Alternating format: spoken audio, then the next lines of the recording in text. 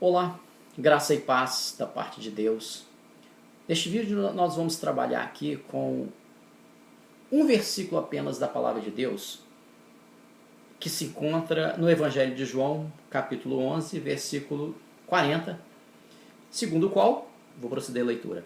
Disse-lhe Jesus: não te hei dito que, se creres, verás a glória de Deus? O texto aqui trata da ressurreição de Lázaro. Mas eu quero trabalhar aqui com os ouvintes, internautas, uma sequência ou um diálogo entre dois verbos. Crer e ver. Eu não vou trabalhar com o tema do capítulo, que é a ressurreição de Lázaro. Eu vou trabalhar apenas com uma doutrina, que é o diálogo ou um confronto entre uma sequência de dois verbos. Crer e ver. Mas para isso eu vou criar uma parábola muito interessante. Imagina que eu tenho dois vizinhos. Eu tenho um terreno. Eu tenho um imóvel, um terreno, e tenho dois vizinhos, de um lado e do outro. Esses dois vizinhos pagaram um alto preço para adquirirem o terreno deles, o imóvel deles. Eu não. Eu cheguei, fiquei ali, assumi a posse, não paguei nada por ele, mas no passar do tempo, eu adquiri aquele terreno através de um instituto jurídico chamado uso capião. Eu não paguei por ele, mas a minha posse contínua durante um certo tempo me deu a propriedade daquele terreno. Então os meus vizinhos me desprezavam porque diziam o seguinte: nós pagamos um alto preço por aquilo que adquirimos. Você não. Então o nosso terreno é melhor que o seu. Então lá estavam os meus dois vizinhos. Ocorre que no meu terreno havia e há uma flor rara. Só existe aquela flor no meu terreno. Ela é eterna. Ela não morre. Eu estou falando de uma parábola. Ela não morre. Mas veja bem, quem está nos outros dois terrenos dos meus dois vizinhos não consegue enxergar aquela flor que está plantada apenas no meu terreno. Então eu chego para um vizinho meu, que tem um terreno, e digo o seguinte: eu tenho uma flor rara, eterna. Aquele vizinho vai dizer o seguinte: eu vou procurar essa flor. E ele procura não no meu terreno, ele procura no terreno dele. E ele procura, anos procurando, mas ele não acha a flor. Então ele chega para mim e diz o seguinte: meu amigo, eu procurei anos no meu terreno e não achei a flor sobre a qual você falou. Então eu chego à conclusão: ela não existe. O outro vizinho chega para mim e fala assim: eu também procurei. Procurei anos, fiz as minhas investigações com base em provas e cheguei mesmo à conclusão: a sua flor não existe. Eu sei que ela existe porque ela está no meu terreno. Eu esqueci de dizer o nome dos terrenos. O meu terreno tem um nome muito simples, pequenininho. Meu terreno chama fé. Um dos terrenos chama filosofia, o outro terreno chama ciência. Aquele cuja propriedade, cujo terreno se chama filosofia, ele procurou nas suas elucubrações, nas suas reflexões, nas suas indagações, e chegou à conclusão de que não existe a flor. E ele disse para mim o seguinte: olha, um proprietário, antes de mim, que nasceu em 1800 de alguma coisa e morreu no ano de 1900, nós estamos festejando a morte dele, fazemos aniversário de 120 anos de morte, que foi um dos proprietários desse terreno, se chamava Friedrich Nietzsche. Ele chegou à seguinte conclusão: ele escreve um livro, uma das obras dele, Assim Falou Zaratustra, e diz o seguinte: essa flor sua está morta. E eu respirei aliviado quando ele falou isso. Porque se ele falasse a sua flor está viva, eu ia me indagar como que ele chegou à conclusão de que esta flor está viva dentro do terreno dele. Ela não está no terreno dele. Então ele só pode chegar a uma conclusão: a minha flor está morta. Eu respirei aliviado. Muitos ficaram escandalizados. Como que ele falou como que ele fez essa afirmação? Aliás, vou abrir um parênteses. há um escrito no metrô norte-americano, um escrito muito interessante, dizendo o seguinte: Deus está morto, assinado Nietzsche. Aí embaixo escreveram: Nietzsche está morto, assinado Deus. Muito interessante. Bom, mas vamos lá. Então, esse vizinho meu, cujo terreno se chama filosofia, ele disse para mim: a sua flor está morta, porque eu não a achei nas minhas reflexões, nas minhas elucubrações, nas minhas investigações ontológicas, metafísicas, eu não achei a sua flor. Portanto, eu chego à conclusão de que ela está morta.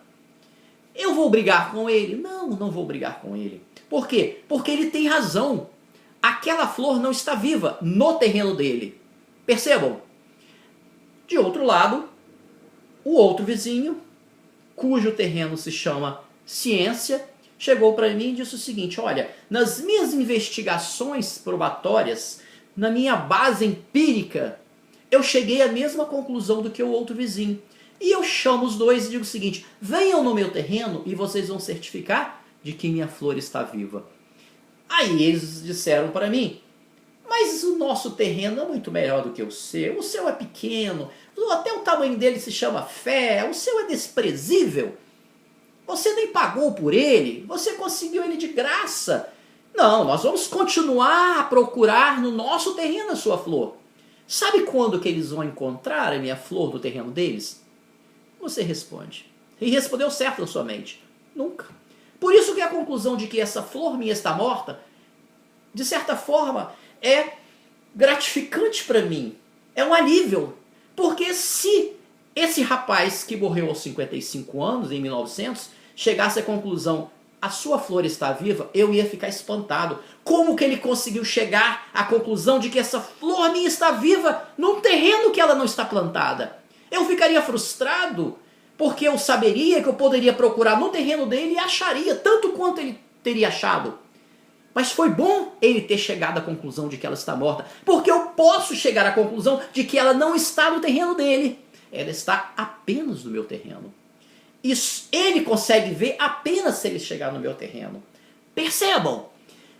Então esses dois, aí aquele vizinho meu, cujo terreno se chama ciência, chegou para mim e disse o seguinte: prove para mim e eu vou acreditar que a sua flor existe. E eu disse para ele: a prova é totalmente inútil e desnecessário. Sabe por quê? Desnecessária. Por quê? Porque quem crer não precisa de prova. Então a prova é totalmente desnecessária. E quem não crer, a prova é insuficiente. Por que a prova é insuficiente? Porque prova é um instrumento, é um método temporal. É uma ferramenta temporal para descobrir algo que não é temporal. A prova, ela é insuficiente para provar uma flor que é eterna. A prova nunca vai conseguir satisfazer para provar algo que é suprarracional. A razão não vai entender aquilo que é suprarracional. Por quê? Porque o que é suprarracional está acima do racional. Então eu chego, esse vizinho meu, cujo terreno se chama filosofia, vai dizer para mim: não existe a sua flor, porque eu não achei no meu terreno. E eu vou rir dele. Eu vou rir, tanto ele como ele riu de mim, eu vou rir dele. Aliás, ele vai rir de mim, eu vou dar gargalhadas para ele. Porque ele não sabe onde se encontra essa flor. Ela existe. Porém, ele não a encontrou no terreno dele.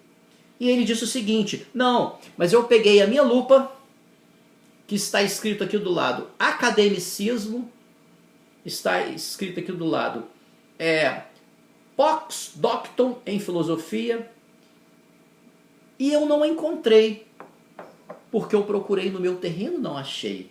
Mas ela não acha no academicismo. Eu usei as minhas lentes e não achei. Então eu posso dizer que ela não existe, porque eu não achei a flor que você está dizendo. E eu chamei os dois para virem até aqui, no meu terreno, para vê-la. Mas eles desprezaram. Não, nós vamos procurar no nosso terreno. Nosso terreno é mais chique que o seu, porque nós temos titulações acadêmicas. Então nós queremos achar sua flor no nosso terreno. Mas percebam que ela não se encontra no terreno desses dois vizinhos meus, porque ela está plantada no meu terreno. E esse texto é muito interessante, e agora eu entro no texto. Porque no terreno dos meus vizinhos, o verbo ver vem antes do crer. Eu só posso crer se eu vir. Eu só posso chegar ao verbo crer se eu observar. Eu só posso chegar ao verbo crer se eu me deparar com aquilo. Então, com o objeto cognoscendi e eu, sujeito cognoscente. Percebam? Aqui não. No meu terreno é o contrário. Porque no meu terreno, Jesus disse, se creres, o crer antecede ao ver. No terreno A e no terreno B, no terreno cujo nome se chama filosofia e no terreno B cujo nome se chama ciência, eu preciso do verbo ver primeiro para que o meu antecedente ver possa chegar a um consequente crer. Mas no meu terreno, cujo nome é tão pequenininho e não paguei preço para obtê-lo porque me veio de graça, porque é um favor que eu não merecia, e eu me deparei naquele terreno que eu me apossei dele. Naquele terreno eu só consigo ver, é o contrário, se eu crer. Percebam? Então, lá nos dois, eu tenho que ver para crer. No meu terreno, eu tenho que crer para ver. Por isso que Jesus colocou o verbo na sequência desse terreno. Se creres, antecede ao ver. Verás a glória de Deus. Então, o que vai instrumentalizar o meu conhecimento espiritual não é aquela ferramenta da filosofia. Não são as elucubrações, as reflexões, as perguntas, as indagações filosóficas, metafísicas.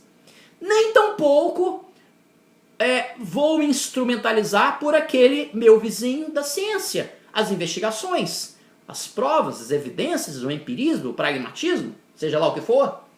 Porque nesse terreno no qual eu estou e no qual a flor está plantada, eu preciso de inverter esta ordem. Eu tenho que instrumentalizar o meu conhecimento exatamente com a fé revelacional. Percebam? Então, se eu crer e se eu me deixar... se eu crer primeiro, eu vou chegar ao conhecimento da existência absoluta daquilo que de fato existe. Então eu assisti um dia desses, um homem, um palestrante, um dos cabeças pensantes do Brasil, por sinal sou mais velho que ele 2 semanas, pelo qual eu tenho uma admiração, não sei que muito culto. Eu vi ele dizer, eu cheguei à conclusão de que essa flor não existe. Eu fui a um enterro de um parente meu, cheguei lá, não fazia sentido eu acreditar que essa flor existe. Eu não consegui esconder a minha risada, porque ele estava procurando no terreno errado. Ele estava procurando com o instrumento errado. Se ele fosse no terreno que eu estava plantado e usasse o instrumento que eu usei, então ninguém pode afirmar que a flor não existe se estiver procurando no terreno errado. Entenderam a mensagem, certo? Pensem nisso. Porque a flor existe e ela é eterna.